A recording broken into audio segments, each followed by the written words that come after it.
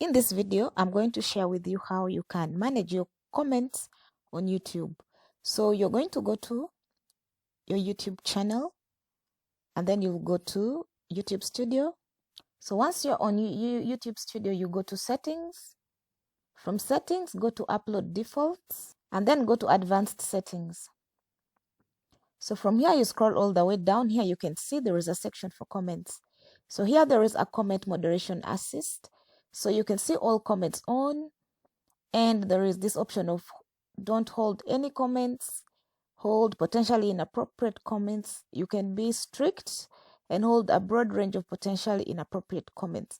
So you can just switch this depending on what your situation is like. If you're having a lot of inappropriate comments, you can just let YouTube automatically handle that, or you can just switch it off totally for all your videos.